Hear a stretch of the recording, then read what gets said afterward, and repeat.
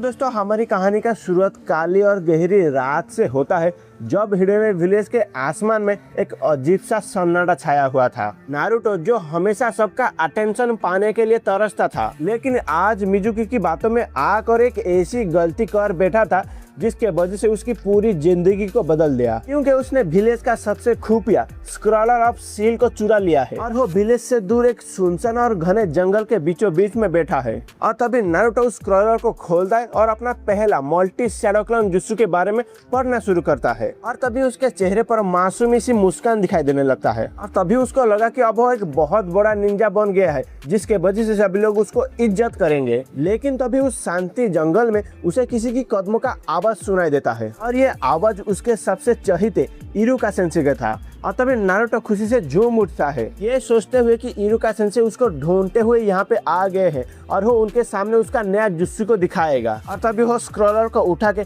उनके तरफ भागने ही वाला होता है कि अचानक से उसका कदम वही जमीन पर रुक जाता है। और तभी उसने जो बातें सुनी उसने नारुतो के पैरों तले जमीन खिसक दिया, क्योंकि इरुका सेंसेई अकेले नहीं थे। उसके आस पास में विलेज के 4 हाईली स्किल्ड जोनिन निंजा खड़े हुए थे और इरुका सेंसेई के चेहरे पर एक ऐसी नफरत और एक ऐसी गुस्सा था जो नारुतो ने पहले कभी नहीं देखा था। और तभी इरुका सेंसेई कहते हैं कि ध्यान से सुनो सब, उस नारुतो ने एक बहुत ही खतरनाक और फॉरबिडन जुत्सु वाला स्क्रॉलर को चुराया है और वो हमारे विलेज का सबसे बड़ा डार्क सीक्रेट है। उसे किसी भी हालत में पकड़ना है, चाहे उस बच्चे की जान भी क्यों ना चली जाए, और वो स्क्रॉलर दुश्मन के हाथों नहीं लगना चाहिए। और तब ये आदेश सुनकर वही चारों जोने निंजा अलग अलग दिशाओं में नारुतो की तलाश में निकल जाते हैं। और कहानी की असली दर्द तब शुरू होता है जब उस अंधेरे में मिजुकी बाहर निकल कर आता है। और तभी मिजुकी हंसते हुए कहता है कि आखिरकार इरुका, उस डीमन ने, उस मॉन्स्टर ने अपना असली रूप दिखा दिया ना। जिस बच्चे को तो इतना मानता था उसने ही विलेज के पेट के ऊपर छुरा घोंप दिया। तभी इरुका सेंसेई गुस्से में कहते हैं कि तुम सही कह रहे हो मिजुकी, हमें उस शैतान के ऊपर में कभी भी भरोसा नहीं करना चाहिए था, क्योंकि उसके अंदर एक मॉन्स्टर बसा है और एक राक्षस कभी भी किसी का सगा नहीं हो सकता। चाहे कुछ भी हो जाए, ना तो विलेज उसे प्यार करेगा और ना ही मैं। और उसकी आज की इस हरकत को देखकर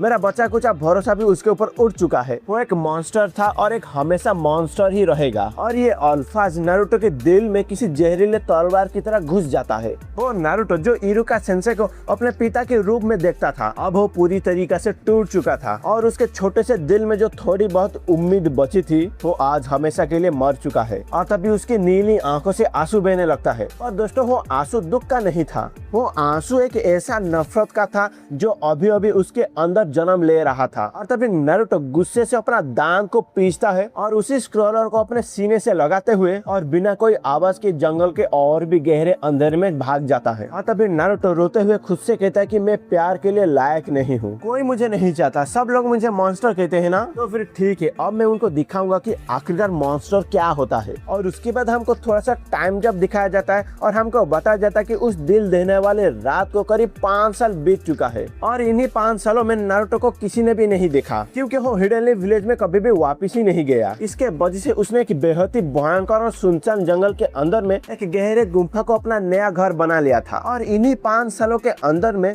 उस मासूम नारुतो का वजूद पूरी तरीके से मिट चुका था और उसने दिन रात एक करते हुए उस स्क्रॉलर ऑफ सील की 1/4 हिस्सा जुत्सु को मास्टर कर लिया था। अब वो सिर्फ मल्टी शैडो क्लोन जुत्सु नहीं जानता था, बल्कि अनेकों ऐसे डार्क और फॉरबिडन टेक्निक को सीख चुका था जिनके बारे में आम निंजा सोच भी नहीं सकते। और एक दिन जब नारुतो उस गुफा के अंदर में बैठ के उस स्क्रॉलर के आखिरी पन्ने को पढ़ रहा था और उसका नजर एक ऐसा जुत्सु के ऊपर जाता है जिसे देखने के बाद उसकी आंखें फटी की फटी रह जाता है। और ये कोई एक आम सा अटैक या फिर डिफेंस वाला जुत्सु नहीं था, और ये एक ऐसा टेक्निक था जिसे टाइम और प्लेस दोनों को मैनिपुलेट किया जा सकता था। एक ऐसा जुत्सु जिसे एक इंसान अलग अलग डायमेंशन और मल्टीपल टाइमलाइन में ट्रैवल कर सकता था।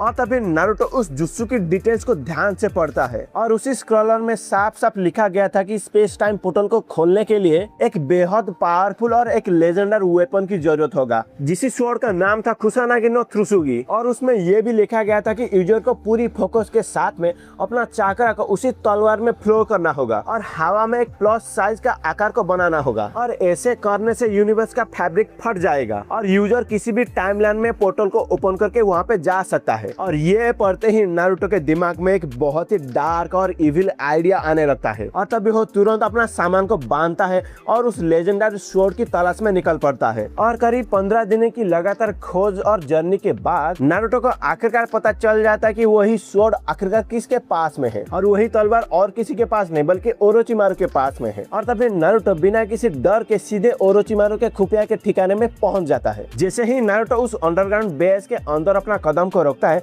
तो उसका सामना काबुटो से होता है और तभी काबुटो कहता है कि अरे वाह, हिडन लीफ विलेज का लापता मॉन्स्टर आखिरकार इतने सालों के बाद लॉर्ड ओरोचिमारू के ठिकाने पर क्या कर रहा है? तुम यहाँ पे मरने आए हो क्या? और तभी नारुतो कहता कि मैं यहाँ पे तुम्हारी फालतू बातें सुनने नहीं आया हूँ, चुपचाप बताओ कि ओरोचिमारू कहाँ पे है। और तभी अंधेरे और शैडो के बीच में से रेंगते हुए सांप की तरह ओरोचिमारू बाहर आ जाता है और तभी ओरोचिमारू हंसते हुए कहता है कि इंटरेस्टिंग, एक जिंचुरी की खुद चल के मेरे दरवाजे पर आया है। बड़ी हिम्मत है नारुतो तुम्हारी, बोल क्या चाहते हो तुम मुझसे? और तभी नारुतो कहता है कि ओरोचिमारू मुझे तुम्हारी खुसाना की तलवार चाहिए और हो अभी के अभी चाहिए। और तभी ओरोचिमारू कहता है कि खुसाना की स्वॉर्ड, पर तुम एक छोटे से बच्चे को उस लेजेंडरी स्वॉर्ड का क्या जरूरत पड़ गया और तुम्हें भी लगता है कि मैं तुम्हें आसानी से वही स्वॉर्ड को दे दूंगा? और तभी नारुतो हंसते हुए कहता है कि मुझे अच्छे से पता था कि तुम जैसे लालची सांप बिना किसी कीमत के कुछ भी नहीं देते, इसलिए मेरे पास टाइम बहुत कम है, इसलिए मैं सीधे पॉइंट के ऊपर आता हूँ। और तभी ये कहते ही नारुतो अपने पॉकेट से एक छोटा सा पुराना स्क्रॉलर को निकालता है और उसे ओरोचिमारू की तरफ फेंक देता है। और तभी ओरोचिमारू जैसे उसको कैच करता है और उसी स्क्रॉलर को खोलता है तो उसकी सांप जैसी आंखें चौड़ी हो जाता है और उसके चेहरे पर एक पागलपन वाली खुशी छा जाता है। और तभी नारुतो कहता है कि जैसे कि तुम देख सकते हो ये कोई आम सा नक्शा नहीं है, ये उजुमाकी क्लैन का सबसे खुफिया और हिडन सीक्रेट लैब का एग्जैक्ट मैप है और मुझे पता है कि तुम सालों से उनकी सेलिंग जुस्सु और उनके सीक्रेट को सीखना चाहते थे और इसी नक्शे के जरिए तुम वहां जाकर उजुमाकी क्लैन के सारे ज्ञान को हासिल कर सकते हो। तो इसीलिए बिना टाइम को वेस्ट किए मुझे अब बता खुसाना की तलवार कहाँ पे है। और तभी ओरोचिमारू बहुत खुश होते हुए कहता है कि तुम वाकई में बदल गए हो नारुतो, ये तो बहुत ही बड़ा सौदा है। काबुटो जाओ उस स्वॉर्ड को लेके आओ। और काबुटो चुपचाप जाता है और कुछ ही सेकंड के अंदर में वही खुसाना की स्वॉर्ड को लेके आके नारुतो के हाथों में थमा देता है। और तभी ओरोचिमारू कहता है कि पर मुझे एक बात समझ में नहीं आया नारुतो, इसी एक स्वॉर्ड के लिए तुमने इतना बड़ा राज मुझे दे दिया, आखिरकार इस स्वॉर्ड का क्या ही करोगे? और तभी नारुतो खुसाना की स्वॉर्ड को घुमाते हुए कहता है तुम्हें लगता है ये सिर्फ एक स्वॉर्ड है, अभी देखो इसका असली ताकत क्या है। और तभी नारुतो स्क्रॉलर में लिखा हुआ टेक्निक को याद करता है और तभी वो अपने आंखें को बंद करता है और एक लंबी सांसें को लेता है और अपना इमेंस चाकरा को उसी स्वॉर्ड के अंदर में फ्लो करना शुरू कर देता है और वही स्वॉर्ड एक अजीब सा नीला और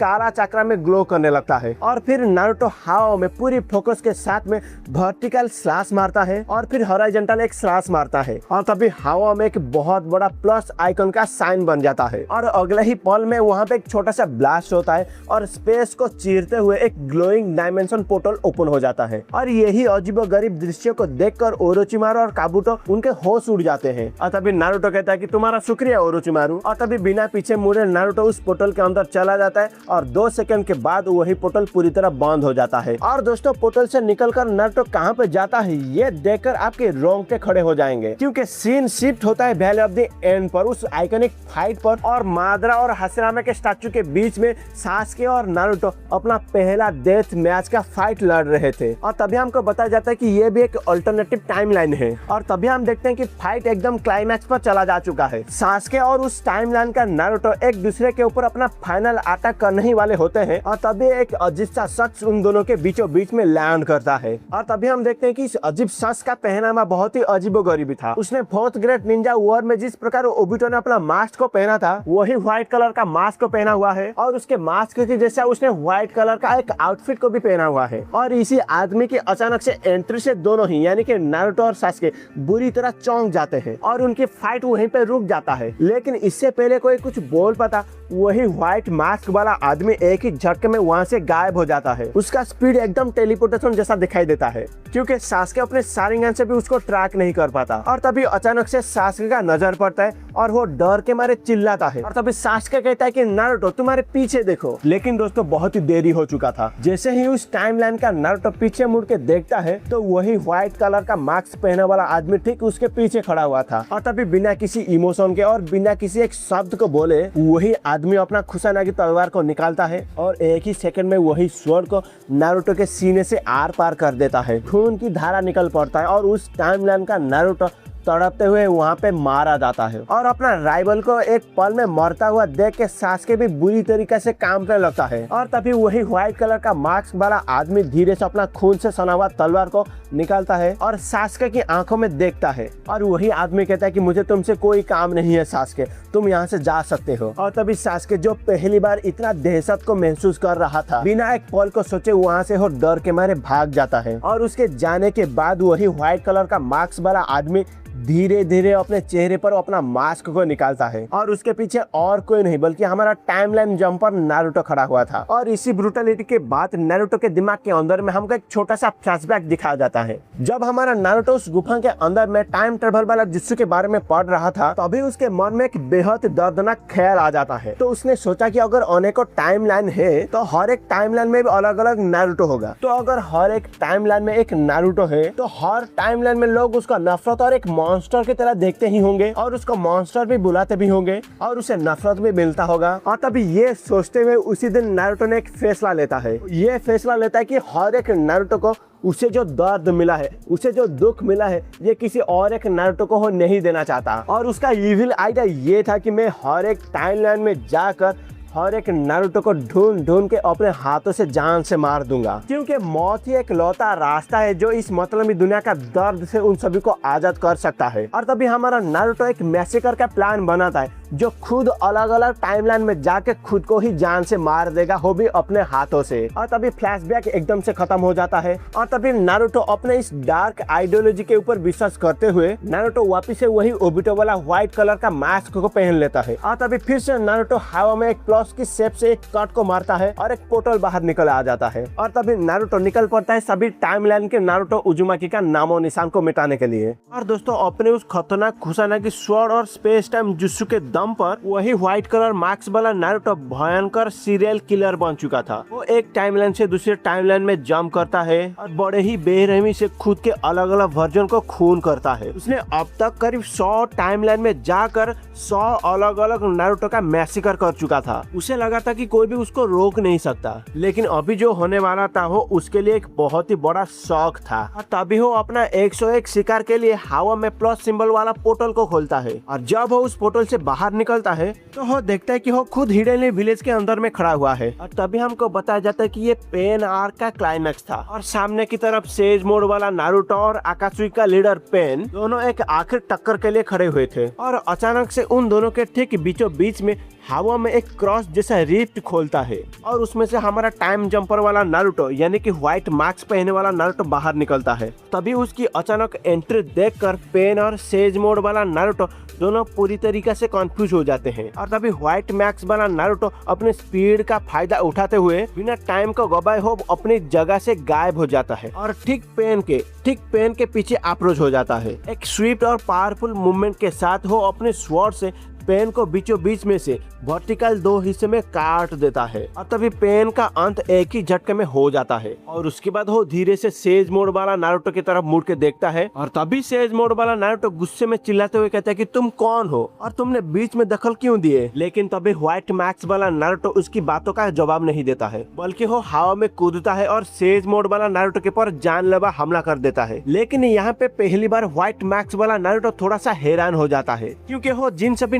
नारुतो को अभी तक इजीली मार रहा था, सेज मोड के कारण इस बार नारुतो का फिजिकल स्ट्रेंथ, स्पीड और सबसे बड़ी बात सेंसिंग एबिलिटी एक अलग ही गॉड लेवल पर चला जा चुका है। व्हाइट मास्क वाला नारुतो लगातार अपने कुसानागी स्वॉर्ड से ताइजोत्सु का कॉम्बो अटैक करता है और सेज मोड वाला नारुतो बड़ी ही आसानी से उन सभी अटैक को डॉज कर लेता है। और ये देखकर व्हाइट मास्क वाला नारुतो बहुत ही गुस्से में आ जाता है और तभी वो पीछे हट जाता है और अपने स्वॉर्ड से चाकरा को बाहर निकालकर सेज मोड नारुतो के तरफ में हवा में बहुत सारे एनर्जी स्लैशेस को फेंक के मारता है और तभी पूरा मैदान उन सभी स्लैशेस की रोशनी से भर जाता है। लेकिन सेज मोड वाला नारुतो बस अपनी बॉडी को स्लाइटली मूवमेंट करके उन सभी एनर्जी स्लैशेस को बड़ी आसानी से डॉज कर लेता है, जैसे कि हो ये सब उसके लिए एक बच्चों का खेल है। लेकिन अगले ही पल में सेज मोड वाला नारुतो हवा में एक बहुत बड़ा राशिंग शुरिकेन को क्रिएट करता है और उसे पूरी ताकत से व्हाइट मैक्स वाला नारुतो की तरफ फेंक देता है। और राशिंग शुरिकेन का स्पीड इतना ज्यादा था कि व्हाइट मैक्स वाला नारुतो को अटैक डॉज करने के लिए टाइम नहीं मिलता है, जिसके वजह से वो मजबूरन में आके अपना खुशाने की स्वॉर्ड को आगे कर देता है और उसी राशिंग शुरिकेन की डिस्ट्रक्टिव चाकरा को पूरी तरीके से अपने तलवार से 2 हिस्सों में काटने के लिए कोशिश करता है और उसको 2 हिस्सों में भी काट देता है। ये पावर लेवल देख के खुद सेज मोड नारुतो भी थोड़ा सा हैरान हो जाता है और तभी सेज मोड वाला नारुतो कहता है कि तुम्हारे पास गजब की ताकत है, लेकिन तुम आखिरकार कौन हो, तुम यहाँ पे क्या कर रहे हो और तुम्हारा दुश्मनी किन से है। और तभी व्हाइट मैक्स वाला नारुतो हाँफते हुए कहता है कि मेरी दुश्मनी सिर्फ तुमसे है। और इसके बाद दोनों के बीच में एक बहुत ही लंबी और इंटेंस फाइट होना शुरू हो जाता है, लेकिन धीरे धीरे करके व्हाइट मैक्स वाला नारुतो थकने लगता है। उसका स्टैमिना सेज मोड की इन्फिनिटी जैसे नेचर एनर्जी का मुकाबला नहीं कर पा रहा था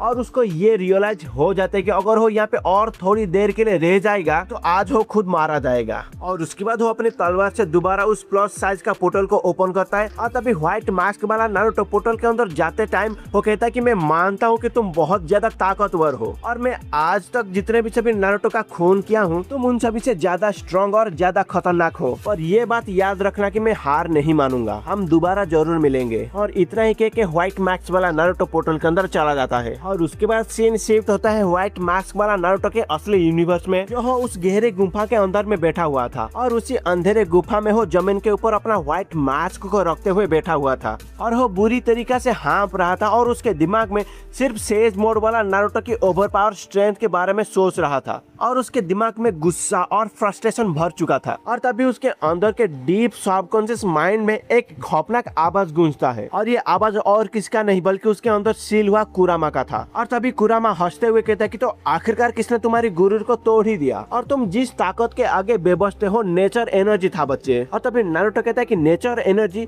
ये नेचर एनर्जी आखिरकार क्या होता है। और तभी कुरामा कहता है कि ये एक डिवाइन पावर है, ये एक ऐसी एनर्जी है जो इस पूरी दुनिया के नेचर में हर जगह मौजूद है और कुछ चुनिंदे लोग वर्षों की ट्रेनिंग के बाद इस नेचर एनर्जी को अपने चाकरा से मिला लेते हैं, जिसे शिंजुत्सु कहते हैं। और जो ये सीख लेता है वो एक ही झटके में 1000 गुना स्ट्रॉन्ग बन जाता है और वही नारुतो उसी ताकत को इस्तेमाल कर रहा था। और तभी नारुतो कहता है तो फिर ठीक है, अगर वो भी सीख सकता है तो मैं भी नेचर एनर्जी को सीख सकता हूँ, मुझे बताओ इसको कैसे सीखा जा सकता है। और तभी कुरामा कहता है कि बेवकूफ, इसे ऐसे किसी गुफा के अंदर में बैठ के अकेले नहीं सीखा जा सकता, एक नेचर एनर्जी यूजर ही दूसरों को ही ये सिखा सकता है और उसको सीखने के लिए एक सेफ एनवायरमेंटल चाहिए। और ये सुनने के बाद व्हाइट मैक्स वाला नारुतो गुस्से में पागल हो जाता है और तभी वो जमीन के ऊपर मुक्का मारने लगता है और उसे लगने लगता है कि उसका जो प्लान था द मैसेकर ऑफ नारुतो उजुमाकी का सपना टूट जाएगा। लेकिन तभी कुरामा उसको एक ऑफर देता है और तभी कुरामा कहता है कि शांत हो जा, तुम्हें उस नेचर एनर्जी की जरूरत नहीं है, अगर तुम उससे स्ट्रॉन्ग बनना चाहते हो तो मैं तुम्हें अपना रॉ चाकरा दूंगा, मेरा चाकरा इस्तेमाल करके उस नेचर एनर्जी वाले नारुतो का वजूद तुम मिटा सकते हो। और नारुतो के पास और कोई एक दूसरा रास्ता नहीं था और जैसे ही कुरामा अपना डार्क खौफनाक रेड कलर का चाकरा नारुतो के अंदर रिलीज करता है तभी नारुतो की नसें फटने लगता है, उसका पूरा जिस्म उस भयंकर और रॉ पावर से भर जाता है। और तभी वो वापस से अपना व्हाइट मास्क को पहन लेता है और अपना स्वॉर्ड को उठाता है और नया पावर के साथ में पोर्टल के अंदर चला जाता है। और जैसे ही व्हाइट मैक्स वाला नारुतो पोर्टल से बाहर निकलता है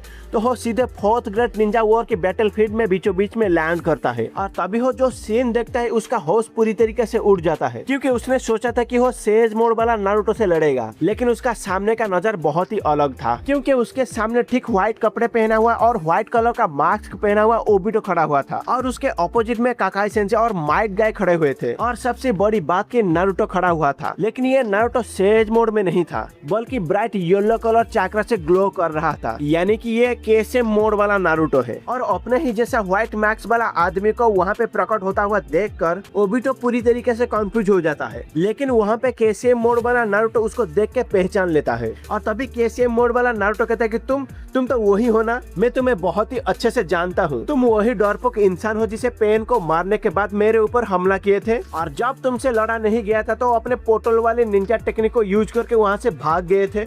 और ये सुनते ही व्हाइट मैक्स वाला नारुतो की आंखों में खून खोलने लगता है। और तभी व्हाइट मैक्स वाला नारुतो गुस्से में कहता है कि मैं यहाँ से भागने नहीं, उस दिन की बेइज्जत का बदला लेने के लिए आया हूँ। लेकिन तभी वहाँ पर अचानक से ओबिटो सामने आ जाता है। ओबिटो कहता है कि तुम आखिरकार कौन हो और मेरे जैसे मार्क्स और आउटफिट को कॉपी किस लिए किए हो और तुम साबित करना क्या चाहते हो। लेकिन वहाँ पे व्हाइट मार्क्स वाला नारुतो ओबिटो की बातों को पूरी तरह इग्नोर कर देता है। वो सीधे केसीएम मोड वाले नारुतो की तरफ में बिजली की तेजी से वो चार्ज करता है और केसीएम मोड के इनक्रेडिबल रिफ्लेक्स और स्पीड के कारण के वजह से उसने कुछ अटैक को आसानी से डॉज कर लेता है। पर तभी व्हाइट मार्क्स वाला नारुतो को रियलाइज हो जाता है कि बिना कुरामाका चक्र का यूज करके वो केसीएम मोड वाला नारुतो का सामना नहीं कर सकता और तभी वो जोश से चिल्लाता है और अपने अंदर से कुरामाका दिया हुआ रॉ चक्र को रिलीज कर देता है। और अभी व्हाइट मार्क्स वाला नारुतो का स्पीड पावर बिल्कुल केसीएम मोड नारुतो के बराबर हो जाता है और उसके बाद दोनों के बीच में एक इंटेंस हाई स्पीड वाला हैंड टू हैंड फाइट होना शुरू हो जाता है। पूरा बैटलफील्ड शॉकवेव से कांपने लगता है। काका सेंसे, गाय सेंसे और खुद ओबिटो इस एक्सट्रीम लेवल ताइजुत्सु और गॉड लाइक स्पीड को देख के पूरी तरीके से हैरान हो जाते हैं क्योंकि फाइट बिल्कुल बराबर पे चल रहा था। लेकिन जब क्लाइमैक्स आ जाता है तभी केसीएम नारुतो एक माइंड गेम को खेलता है और व्हाइट मार्क्स वाले नारुतो को काउंटर करता है क्योंकि वो एक शैडो क्लोन को आगे करता है और खुद पीछे से सडनली टेलीपोर्ट होते हुए हवा में आ जाता है। और तभी केसीएम नारुतो परफेक्ट टाइमिंग के साथ में पॉइंट ब्लैंक रेंज में एक राशिंगन को क्रिएट करके व्हाइट मार्क्स वाले नारुतो के मुंह के ऊपर दे मारता है और वही व्हाइट कलर का मास्क पूरी तरीके से चूर चूर हो जाता है। और तभी व्हाइट कलर मास्क वाला नारुतो पीछे की तरफ में उड़ता हुआ गिरता है और जब धीरे धीरे करके धुआं पूरी तरीके से छट जाता है और जब उस मास्क के पीछे छुपा हुआ शख्स का चेहरा दुनिया के सामने आता है तो वहाँ पे खड़े हुए काकाई सेंसे, माइट, गए,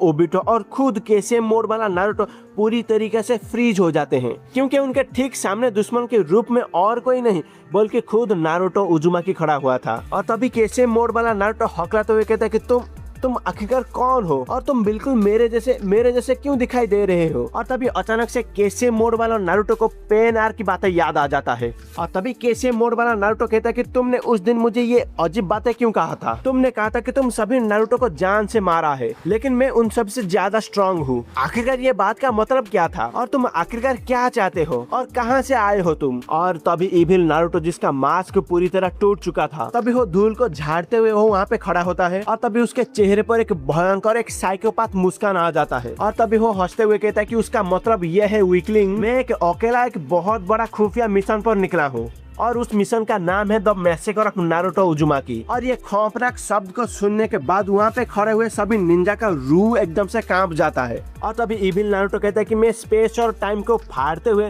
करीब लगभग 100 से भी ज्यादा अलग अलग डायमेंशन में जा चुका हूँ और मैं वहाँ 100 से भी ज्यादा नारुतो उजुमाकी को अपने हाथों से मार चुका हूँ और मैं उन सभी को मार कर मैं उन सभी को आजाद कर दिया हूँ। लेकिन तुम मेरे इमेजिनेशन से भी ज्यादा ताकतवर निकले और इसलिए इस खुशानगी स्वर को तुम्हारे दिल में उतारने के लिए मुझे और भी ज्यादा मजा आने वाला है। और इतना ही कहकर इससे पहले कोई कुछ रिएक्ट कर पाता वो इविल नारुतो वापस से हाव में अपना पोर्टल को ओपन कर लेता है और अभी इविल नारुतो कहता है कि अपने आखिरी दिन गिरना शुरू कर दो क्योंकि हमारे ये आखिरी मौत का खेल बहुत ही जल्दी शुरू होने वाला है। और ये खौफनाक थ्रेट देकर वो इविल नारुतो उस प्लस की शेप वाले पोर्टल के अंदर चला जाता है और पीछे छोड़ जाता है एक डरावना सन्नाटा और हजारों सवालों से भरा हुआ एक कंफ्यूजन। और तभी केसीएम मोड वाला नारुतो उस जगह को घूरता ही रह जाता है ये सोचते हुए कि आखिरकार ये दूसरे इविल नारुतो कितना खतरनाक है और वो वापस आकर कितना तबाही को मचाने वाला है। और दोस्तों इसी क्लिप एंगर के साथ में हमारा कहानी यहीं पे खत्म हो जाता है।